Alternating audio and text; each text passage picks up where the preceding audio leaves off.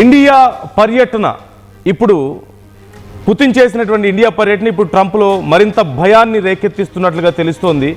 ఇప్పటికే దీని ఫలితం కనిపిస్తోంది. పుతిన్ మోదీ బంధం బలపడడంతో ట్రంప్ ఆందోళన చెందుతున్నారట. ట్రంప్ను టెన్షన్లోకి నెట్టేసింది మొత్తం మీద భారత్ రష్యా ఒప్పందంపై ట్రంప్ సర్కార్ చర్చలు జరుపుతోందని, భారత్పై అమెరికా ఆంక్షల ప్రభావం కూడా తగ్గుతుందనే భయం ఇప్పుడు కనిపిస్తోంది. మొత్తం మీద అమెరికా జాతీయ భద్రత పేరిట ట్రంప్ కొత్త వ్యూహాన్ని కూడా రచిస్తున్నారట. వచ్చే వారం ట్రంప్ బృందం భారత్కు వచ్చే ఛాన్స్ కనిపిస్తోంది. వాణిజ్య ఒప్పందాలపై చర్చలు జరిపే అవకాశాలు కనిపిస్తున్నాయి. ఇప్పుడే అందుతున్నటువంటి సమాచారం, ట్రంప్ ఒక కమిటీని వేసి భారత్కి పంపిస్తున్నారట. ఆ కమిటీ భారతదేశానికి వచ్చి భారత్తో వ్యాపార సంబంధాలు, ట్రేడ్ మరింత పెంచుకునే విధంగా చర్చలు జరపబోతున్నట్లుగా తెలుస్తోంది. దీనికి సంబంధించి ఒక కమిటీ కూడా ఇప్పటికే ఫైనలైజ్ అయిందట. డిప్యూటీ యుఎస్ ట్రేడ్ రిప్రజెంటేటివ్ రిక్ స్విజర్ ఇతని ఆధ్వర్యంలో ట్రంప్ అడ్మినిస్ట్రేషన్ నుంచి ఒక బృందం రాబోతుంది భారత్కి. అయితే ఇప్పుడు వాళ్ళు చేసే ఫస్ట్ పని భారతదేశం మీద విధించినటువంటి ఈ 50% సుంకాల గురించి ఇప్పుడు చర్చించబోతున్నారు. ఇప్పుడు ఈ సుంకాలు తిరిగి సాధారణ స్థాయికి వచ్చే అవకాశాలు కనిపిస్తున్నాయి. సో ఇక్కడ సింపుల్, వెరీ క్లియర్ ఫండా. అవతల వ్యక్తి నేను ధైర్యంగా ఉన్నానని మేకపోతు గాంభీర్యాన్ని చూపించడానికి ప్రయత్నించినప్పుడు గట్టిగా ఒక దెబ్బ కొడితే సైలెంట్గా నార్మల్ స్థితికి వచ్చేస్తారు కదా. సో ఇదే జరుగుతుంది. అవతలి వాళ్ళు ఒక మేకపోతు గాంభీర్యం, ఒక ఫేక్ ఎనర్జీని చూపించినప్పుడు మనం స్ట్రాంగ్గా నిలబడగలిగితేనే అవతల వాళ్ళు మన దారిలోకి వస్తారు అని చెప్తుంటారు. సహజంగా ఈ ఫార్ములాని ఎక్కడ యూజ్ చేస్తుంటాం? అడవి జంతువుల దగ్గర యూజ్ చేస్తుంటారు. అడవిలో కొత్తగా తీసుకొచ్చినటువంటి జంతువులు చాలా పొగరిగా, బలంగా, చాలా ర్యాష్గా బిహేవ్ చేస్తూ ఉంటాయి. అంటే అటాక్ చేయడమే వాటి నేచర్గా ఉంటుంది, జస్ట్ లైక్ అమెరికా. సో ఇప్పుడు వాటి నేచర్ని కంట్రోల్ చేయడానికి ఏం చేస్తారు? 4 రోజులు ఫుడ్ పెట్టడం మానేస్తారు. వాటికి ఫుడ్ పెట్టడం మానేసిన తర్వాత స్లోగా ఫుడ్ పెట్టడం మొదలుపెట్టినప్పుడు మళ్ళీ ఎవరైతే ఫుడ్ పెడతారో వాళ్ళకి అలవాటు పడిపోతాయి. This is what exactly Modi doing. ఎప్పుడైతే ట్రంప్ ఇలాంటి ఒక దుడుకు స్వభావాన్ని చూపించారో, దుందుడుగ్గా వ్యవహరించారో, చాలా అగ్రెసివ్గా భారత్ మీద వ్యవహరించారో, తాము చాలా పవర్ఫుల్ అని చెప్పేసి బిహేవ్ చేశారో, ఏం భయపడకుండా సైలెంట్గా ఎవరితో అయితే మీరు చర్చలు జరపొద్దన్నారో, ఎవరితో అయితే మీరు వ్యాపారం చేయొద్దన్నారో వాళ్ళనే తీసుకొచ్చి ఇంకా ఎక్కువ వ్యాపారం చేస్తామని చెప్పేసి మనం చూపించాం. మనం వెనక్కి తగ్గలా. ట్రంప్ ఏదో వేసినటువంటి టారిఫ్స్కి భయపడిపోయి రష్యా దగ్గర ఆయిల్ కొనుగోలు చేయడం తగ్గించింది భారత్ అని కూడా ఒక వార్త వచ్చింది. It's very much temporary. And just because రష్యాలో ఉన్నటువంటి కొన్ని ఆయిల్ కంపెనీల మీద ట్రంప్ ఇష్టం వచ్చినట్లుగా టారిఫ్స్ పెంచే యూరోపియన్ కంట్రీస్ అన్ని కలిసి వాళ్ళ మీద టారిఫ్స్ పెంచడం వల్ల, వాటి రేట్లు పెరగడం వల్ల మనం తక్కువ క్వాంటిటీ మనం ఇంపోర్ట్ చేసుకోవాల్సి వచ్చింది. But at the same price మనం 100 రూపాయలకి ఫర్ ఎగ్జాంపుల్ ఆయిల్ కొంటున్నామంటే 100 రూపాయలకే కొంటున్నాం. బట్ అప్పుడు లీటర్ వచ్చేది ఇప్పుడు 750 ml వచ్చింది. అంతే తప్ప మనం తగ్గించలా. అండ్ రెండోది, ఎప్పుడైతే మనం రష్యాతో డీల్ చేసుకోవడం మొదలుపెట్టాము, పుతిన్ భారతదేశానికి వచ్చాడు. భారతదేశానికి వచ్చి ఇక్కడ పెద్ద ఎత్తున అగ్రిమెంట్స్ జరుగుతున్నాయి. మనం వెపన్స్ కొంటున్నాం. అలాగే కొన్ని అణు కార్యక్రమాలకి సంబంధించి అగ్రిమెంట్స్ జరుగుతున్నాయి. ఇంపోర్ట్స్ అండ్ ఎక్స్పోర్ట్స్కి సంబంధించి డెవలప్మెంట్స్ జరుగుతూ ఉన్నాయి. అలాగే రక్షణకి సంబంధించినటువంటి డెవలప్మెంట్స్ జరుగుతున్నాయి. ఇక్కడ కొన్ని ప్లాంట్స్ పెట్టబోతున్నారు. And Putin clearly said we're not selling the technology, we're sharing the technology అని. అంటే they are not selling us, ఏదో వెపన్స్ అమ్ముతున్నారని మాత్రమే కాదు, just like America. They are sharing the technology. మన దేశంలో ప్లాంట్స్ పెట్టి ఇక్కడే ఇరు దేశాల టెక్నాలజీ కలిపి వెపన్స్ని కానీ లేదంటే ఫైటర్ జెట్స్ లాంటివి తయారు చేయడానికి అవకాశం కల్పించారు. So that's a great deal. ఖచ్చితంగా ఇవన్నీ చూసిన తర్వాత ట్రంప్కి భయం వేసింది. ఇది ఎక్కడి గొడవరా బాబు, నేనేదో వాళ్ళ మీద కొంచెం టారిఫ్స్ వేద్దాం, వాళ్ళని భయపెడదామని చెప్పి చూస్తే వీళ్ళు అసలే పూర్తిగా వదిలేసి వెళ్ళిపోయేటట్టున్నారని చెప్పేసి భయపడి ఇప్పుడు ఒక కమిటీని పంపిస్తున్నాడు భారతదేశానికి. అండ్ ఈ కమిటీ మొట్టమొదటి కుదుర్చుకోబోయే అగ్రిమెంట్ ఏంటి? భారత్ మీద ట్రంప్ వేసినటువంటి 50% టారిఫ్ల గురించి. ఆ టారిఫ్స్ తగ్గబోతున్నాయి. పరిస్థితి మళ్ళీ యాజ్ యూజువల్గా ఉండబోతుంది, యథాస్థానానికి రాబోతోంది. ఎప్పట్లాగానే మన ఎక్స్పోర్ట్స్ ఉంటాయి, ఎప్పట్లాగానే అక్కడి నుంచి ఇంపోర్ట్స్ ఉంటాయి. అండ్ రేట్లు మళ్ళీ తగ్గబోతున్నాయి. భారతదేశం నుంచి వెళ్ళినటువంటి గూడ్స్ మీద విపరీతమైన రేట్ల కారణంగా అక్కడ భారతీయులు నానా కష్టాలు పడుతున్నారు. ఎందుకంటే సంపాదించినటువంటి డబ్బులో వాళ్ళు ప్లాన్ చేసుకొని పెట్టుకుంటారు, ఇదిగో ఇంతలో మనకు ఖర్చు పెట్టుకోవాలి, ఇంత సేవింగ్స్ పెట్టుకోవాలని. ఇప్పుడు ఆ సేవింగ్స్కి ఎప్పుడైతే సమస్య మొదలైందో చాలామంది భారతీయులు ప్యానిక్ అయిపోయారు. మోర్ ఆఫ్ ఇలాగే కొనసాగితే కొన్ని రోజులు ఇంకా సమస్యలు వస్తాయి. వీటన్నిటితో మళ్ళీ visa issues, green card issues, etcetera ఇవన్నీ కొనసాగుతున్నాయి. సో అసలు అమెరికాలో ఉండగలమా?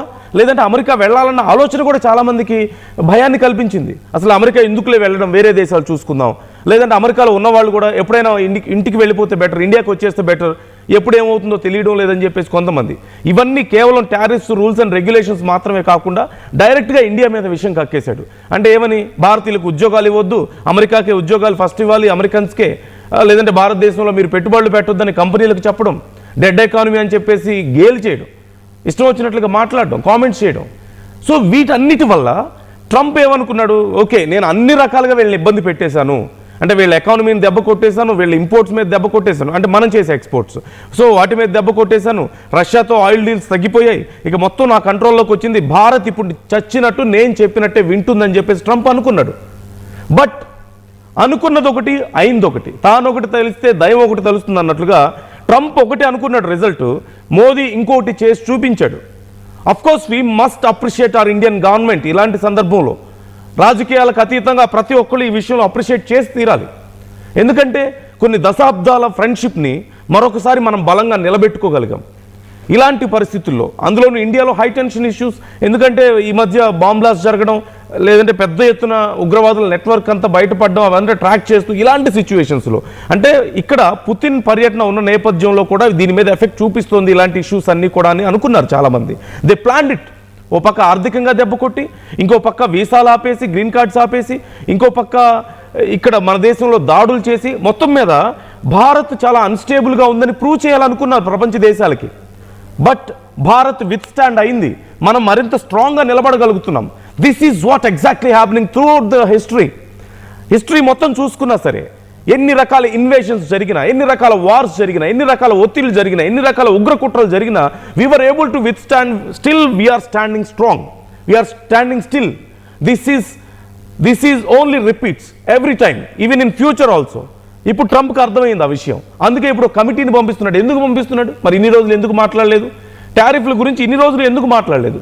ఎందుకే ఇప్పుడు మాత్రం ఎందుకు మాట్లాడుతున్నాడు? అది కూడా పుతిన్ వచ్చి వెళ్ళిన కొద్దిసేపటికే వెంటనే ఎందుకు ఫైనలైజ్ చేశాడు? ఎందుకు అంత కంగారు పడుతున్నాడు? మొదటికే మోసం వస్తుందన్న భయం. ఆల్రెడీ అక్కడ ఎలన్ మస్క్ లాంటి వాళ్ళు, లేదంటే మిచియో కాకు లాంటి పెద్ద పెద్ద సైంటిస్టులు మాట్లాడుతున్నారు, నువ్వు ఇవన్నీ గ్రీన్ కార్డ్స్ అక్కడ ఆపేస్తే, వీసాలు ఇవ్వడం ఆపేస్తే బయట ప్రపంచ దేశాలకి, ముఖ్యంగా ఇండియాకి నాలెడ్జ్ అంతా రాదు మన దేశానికి, మన సైంటిస్టులు అంత దమ్ము లేదని చెప్పి వాళ్ళే మాట్లాడుతున్నారు. more than 90% of the super brains are from outside countries to America. So ఇవన్నీ ఆగిపోతే ఎలా అని చెప్పి ఇప్పటికే భయపెట్టారు, ఆర్థికంగా చితికిపోయారు. మరోపక్క ఈ మొత్తం షట్ డౌన్ మనం చూసాం, మరోపక్క పెద్ద ఎత్తున ప్రజల నుంచి వచ్చినటువంటి వ్యతిరేకత అమెరికాలో. సో ఇవన్నీ వచ్చిన నేపథ్యంలో ఇప్పుడు ట్రంప్కి అసలు విషయం అర్థమైంది, జ్ఞానోదయం అయింది ఇప్పటికైనా. Now he is trying to bargain with us, now he wants to trade with us. మరి ఇన్ని రోజులు ఏమైపోయింది ఇది? సో ఇప్పుడు this is Bharat's time, this is India, this is the time for India now.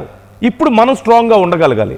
ఏదో వాళ్ళు వచ్చారు కదా అని చెప్పేసి వెంటనే తలంచేసి వాళ్ళతో అగ్రిమెంట్ చేసుకోవద్దు, మనకు అవసరం లేదు. ఇప్పుడు వాళ్ళలో భయం మొదలైంది, వాళ్ళకున్న వీక్నెస్ వాళ్ళకి ఇప్పుడు బయట పెట్టుకోగలిగిన పరిస్థితి వచ్చింది. ఇన్ని రోజులు కనిపించిన మేకపోతు గాంభీర్యం అంతా పోయింది.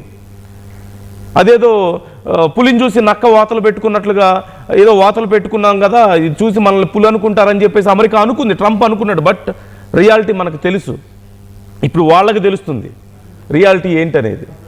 Now they want to talk with us, they want dialogue with us, they want meetings with us, they want to discuss with us, they want to finalise some trades with us, they want to improve their trade with us. ఎందుకు మరి? ఎందుకు ఈ గందరగోళం అంతా? మొదటి నుంచి రష్యాతో మీరు బిజినెస్ చేయొద్దన్నప్పుడు భారత్ సైలెంట్గా ఉంది, అండ్ మన మీద టారిఫ్స్ వేసినప్పుడు కూడా మనం ఎప్పుడూ అమెరికాని అడుక్కునే స్థాయికి వెళ్ళలేదు. Just like unfortunately I'm using this, but Japan did that. Japan మీద ఎప్పుడైతే టారిఫ్స్ వేశారో జపాన్ తలొంచింది వాళ్ళకి. బట్ వీ డింట్, మనం చేయలేదు ఆ పని, రష్యా చేయలేదు ఆ పని. And once again we proved we are the strongest nations in the world. Of course we are going to be on top.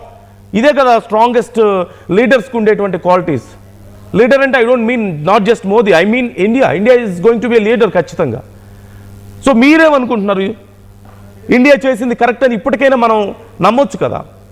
మన దేశంలో ఉన్నటువంటి అన్ఫార్చునేట్లీ కొన్ని దౌత్యపరమైన విషయాల్లో ప్రతిపక్షాలు కొంచెం స్థాయి మరిచి మాట్లాడాయి కొన్ని విషయాల్లో. ట్రంప్ అన్నాడు కాబట్టి మీరు ప్రూవ్ చేసుకోవాలని చెప్పి అన్నారు. ట్రంప్ అన్నాడు కాబట్టి మీరు మాకు చెప్పాలి సమాధానం అని చెప్పేసి అన్నారు. యుద్ధానికి సంబంధించి, మన అంతర్గత విషయాలకు సంబంధించి. Now it is very clear that we are always maintaining silence, not just because we are weak, because we are strong. Pawan Kalyan dialogue ఒకటి ఉంది కదా, బలం ఉన్నోడు భరిస్తాడు, భయం వేసినోడు అరుస్తాడని చెప్పేసి. We are stronger, we are silent because we are not weak. Because we are not weak, we are stronger. మనం సైలెంట్గా ఉంది మన వీక్నెస్ వల్ల కాదు, మనం స్ట్రాంగ్గా ఉన్నందుకు. సో అగ్రిమెంట్స్ చూడండి, ఎన్ని అగ్రిమెంట్స్ కుదిరాయి మనకి, ఎన్ని కీలకమైనటువంటి విషయాలు మనకి ఇప్పుడు తెలుస్తున్నాయి. అమెరికా జాతీయ భద్రతా వ్యూహం పేరిట మళ్ళీ ఒక కొత్త డ్రామాకి తెరలేపాడు ట్రంప్. సో దీనికి సంబంధించి ఇప్పుడే కొత్తగా కొన్ని డీటెయిల్స్ కూడా రిలీజ్ చేశాడు. అంటే వాటిలో ఏంటంటే, దక్షిణ చైనా సముద్రంలో భద్రతా సవాళ్లు ఎదుర్కోవడానికి భారత్తో కలిసి ఒక బలమైనటువంటి బంధాన్ని, ఒక వ్యూహాన్ని రచించాలి అని చెప్పేసి ఇప్పుడు అమెరికా ట్రై చేస్తుందట. అలాగే మానవజాతి చరిత్రలోని మొట్టమొదటిసారిగా అమెరికా అత్యంత విజయవంతమైన గొప్ప దేశంగా స్వేచ్ఛకు నెలకొల్పేందుకు ఈ వ్యూహం చాలా ఉపయోగపడుతుందట. దీంట్లో భారత్ కీలకమైంది అంటూ అమెరికా భావిస్తుందట. మరి ఇన్ని రోజులు ఎందుకు భావించలేదు? ఇన్ని రోజులు ఏమైపోయింది? ఇప్పుడు ఎందుకు ఇదంతా అంటే, we are going to make our own fighter jets. అది నచ్చడం లేదు. వాళ్ళు F-16లు కొనాలి, లేదంటే వాళ్ళ దగ్గర ఉన్నటువంటి గైడెడ్ మిసైల్స్ కొనాలి మనం కొన్ని, లేదంటే వాళ్ళు అమ్మేటువంటి advanced technology, so called advanced technology అనే వాళ్ళ గన్స్ తీసుకోవాలేమో మనం. మరోవైపు ఇప్పుడు ట్రంప్ మరొకసారి గుర్తు చేసుకుంటున్నారు, నేను 8 యుద్ధాలు ఆపాను, ప్రపంచ యుద్ధాలు అని చెప్పేసి. All these are Trump comments.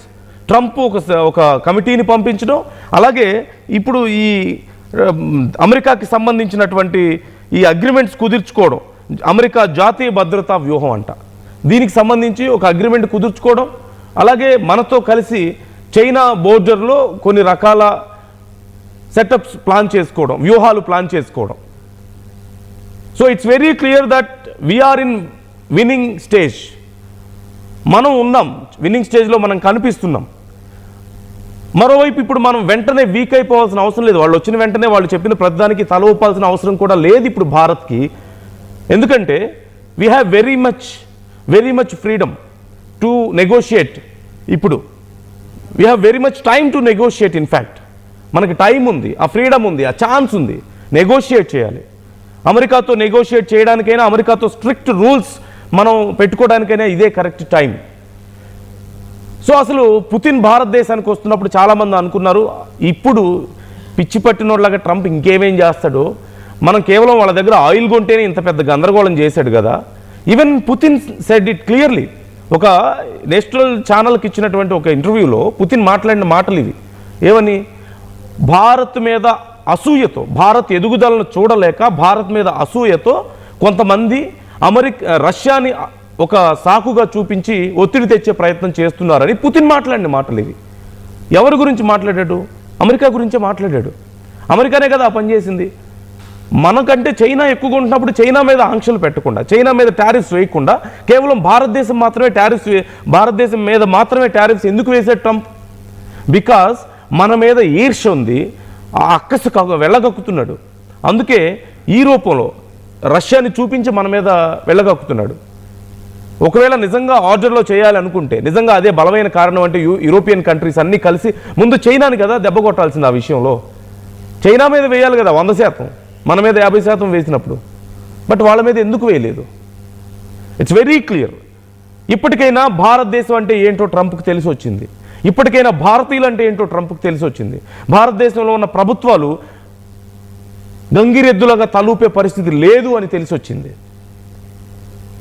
ఏదో టారిఫ్లు వేస్తే భయపడిపోతారు అని చెప్పేసి అనుకునే పరిస్థితి లేదని తెలిసి వచ్చింది. మరోవైపు రష్యాతో అక్కడికి ఎక్స్పోర్ట్స్ పెంచుకోవడానికి మనం అగ్రిమెంట్స్ చేసుకున్నాం, అక్కడి ఆయుధాలు కొనుక్కోవడానికి అగ్రిమెంట్స్ చేసుకున్నాం, వాళ్ళ గన్స్ కొనడానికి. ముఖ్యంగా అణు ఒప్పందాలు జరిగాయి ఇరు దేశాల మధ్య. అంటే అణు శక్తిని షేర్ చేసుకునేటువంటి ఒప్పందాలు జరిగాయి. అలాగే వాళ్ళకి సంబంధించినటువంటి ఓషన్స్లోకి మనం వెళ్ళబోతున్నాం. వాళ్ళ రేంజ్లోకి మనం వెళ్ళి కొన్ని టాక్టికల్ అగ్రిమెంట్స్ మనం చేసుకుంటున్నాం. అంటే వాళ్ళ ఓషన్స్ని కూడా వాడుకునే విధంగా, మనం వాళ్ళ సముద్ర భాగాన్ని కూడా మనం వాడుకునేలా కొన్ని అగ్రిమెంట్స్ జరిగాయి. వాటితో పాటు కొన్ని ఇంజిన్స్, అలాగే కొన్ని ఫైటర్ జెట్స్కి, ఫ్లైట్స్కి అవసరమైనటువంటి కొన్ని పార్ట్స్ని తయారు చేయడానికి అవసరమయ్యే టెక్నాలజీని వాళ్ళతో మనం షేర్ చేసుకుంటున్నాం. Once again I'm repeating it, they are not selling it to us, we are sharing it. అంటే మన టెక్నాలజీని వాళ్ళ టెక్నాలజీని కలిపి మన దేశంలో కొన్ని, వాళ్ళ దేశంలో కొన్ని పార్ట్స్ని రెడీ చేసి వాటిని మిక్స్ చేయడం ద్వారా మంచి ఫైటర్ జెట్స్ని తయారు చేసుకునే అవకాశం మనకు దక్కింది. సో ఓవరాల్గా అన్ని రకాలుగా మరొకసారి పుతిన్, రష్యా భారతదేశానికి ఒక గొప్ప మిత్రుడని చాటుకున్నారు.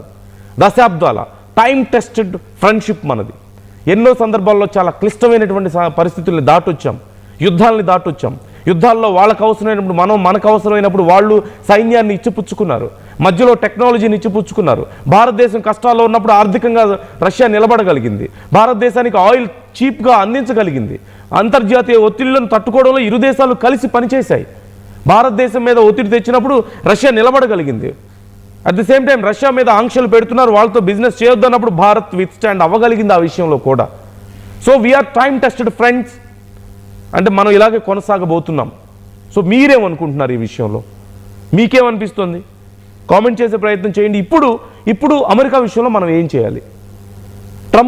ట్రంప్ వెనక్కి తగ్గాడు, ఇప్పుడు తగ్గక తప్పదు. సో ఇప్పుడు ట్రంప్ విషయంలో మనం ఏం చేయాలి, ఎలా వ్యవహరించాలి? మీ అభిప్రాయాలు కూడా కామెంట్ చేయండి.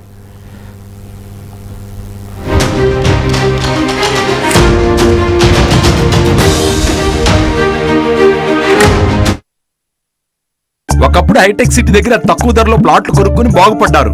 తర్వాత ఓఆర్ఆర్ దగ్గర, ఇప్పుడు అవకాశం త్రిబుల్ దగ్గర వచ్చింది. ఇప్పుడు షాద్ నగర్ వైపున్న స్వర్గసీమ వెంచర్ లో ప్లాట్ల పండగ వచ్చింది. నూతన వెంచర్ అమేయ రూపంలో అప్రూవ్డ్ ప్లాట్లు, రిసార్ట్ ఫెసిలిటీ, రీజనబుల్ ప్రైస్. ఒక్కసారి ఫ్యామిలీతో విజిట్ చేసి మంచి నిర్ణయం తీసుకోండి. స్వర్గసీమ వారి నూతన వెంచర్ అమేయ. నగల సామ్రాజ్యం పెద్దది, మన వేడుకల్లో నగల పాత్ర పెద్దది. నగల్లో మన సంప్రదాయం అది పెద్దది. అదే విధంగా నగలు కొనేటప్పుడు మీ సేవింగ్స్ కూడా ఇకపై పెద్దగా ఉంటుంది. అన్ని నగల తరుగును ముందు కన్నా ఇంకా తగ్గించాం. ఈ తక్కువ తరుగును చూస్తే వెంటనే నగలు కొనేస్తారు. డైమండ్ జ్యువెలరీ ధరలు కూడా పెద్ద లెవెల్లో తగ్గించాం. ఇకపై అందరూ డైమండ్ జ్యువెలరీ కొనుక్కోవచ్చు. ఏ ఆఫర్లోనూ పక్కదారి పట్టకండి. ఇక్కడికొచ్చి కంపేర్ చేస్తేనే తెలుస్తుంది మీకు ఎంత పెద్దగా డబ్బులు ఆదా అవుతుందో అని. ఈ తరుగు కన్నా ఎక్కువ ఇస్తే మీరు కష్టపడి సంపాదించిన డబ్బు వృధా చేసినట్టే.